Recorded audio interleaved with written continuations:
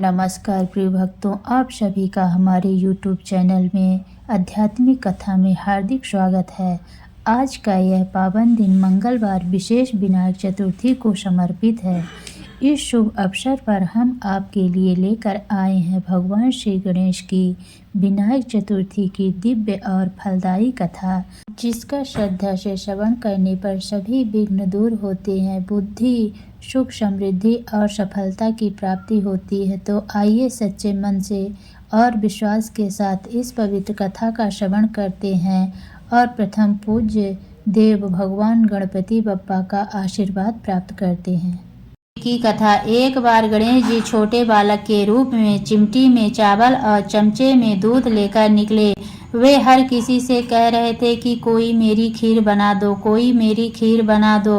वहाँ पर एक बुढ़िया माई बैठी थी। उसने कहा, ला मैं बना देती हूँ। वह छोटा सा बर्तन चढ़ाने लगी तो गणेश जी ने कहा कि दादी माँ, छोटी सी भगोनी मत चढ़ाओ, तुम्हारे घर में जो सबसे बड़ा बर्तन हो वही चढ़ाओ। बुढ़िया माई ने गणेश जी का मन रखने के लिए बड़ा बर्तन चढ़ा दिया। वह देखती रह गई कि वह जो थोड़े से चावल उस बड़े बर्तन में डाले थे वह तो पूरा भर गया। गणेश जी ने कहा, दादी माँ, मैं नहा धोकर आता हूँ, जब तक खीर तैयार हो जाएगी। बुढ़िया माई के पोते पोती खीर खाने के लिए रोने लगे। बुढ़िया ने कहा, गणेश जी महाराज, तेरे भोग लगाना कहकर चूल्हे में थोड़ी सी खीर डाली और कटोरी भर कर बच्चों को दे दी। बुढ़िया की पड़ोसन ऊपर छत पर से देख रही थी तो बुढ़िया ने सोचा यह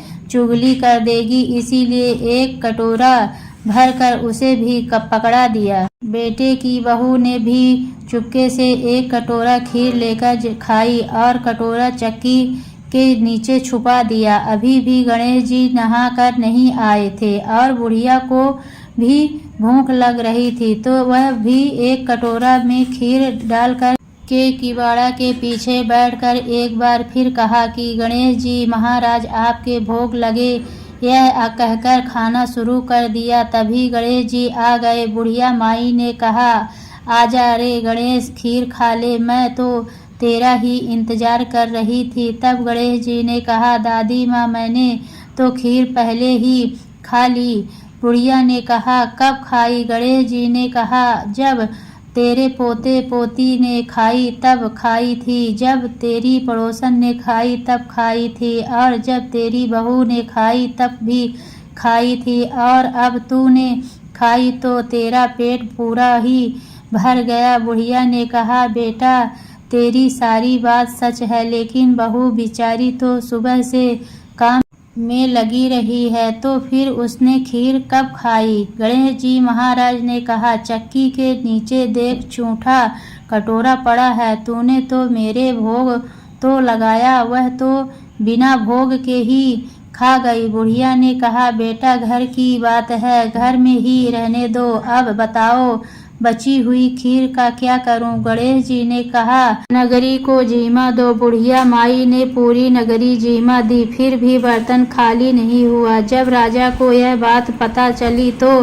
राजा ने बुढ़िया को बुलाया और कहा, क्यों री बुढ़िया, ऐसा बर्तन तेरे घर पर कहाँ से आया? ऐसा बर्तन तो राजमहल में होना चाहिए। बुढ़िया ने कहा, राजा जी, इस बर्तन को आप ले लो। राजा जी ने खीर का बर्तन महल में मंगा लिया। लाते ही खीर में कीड़े मकोड़े, बिच्छू, कचड़े हो गए और दुर्गंध आने लगी। यह देखकर राजा ने बुढ़िया से कहा, बुढ़िया, बर्तन वापस ले जा, तुझे हमने दिया। बुढ़िया ने कहा, राजा जी, आप देते तो पहले ही कभी दे देते, यह बर्तन तो मुझे मेरे गणेश जी ने दिया है। बुढ़िया ने बर्तन वापस लिया, लेते ही सुगंधित खीर हो गई। घर आकर बुढ़िया ने गणेश जी से कहा, बची हुई खीर का क्या करें? गणेश जी ने कहा, बची हुई खीर को झोपड़ी के कोने में खड्डा खोदा कर गाड़ दो, उसी जगह सुबह उठकर वापस खोदेगी तो धन के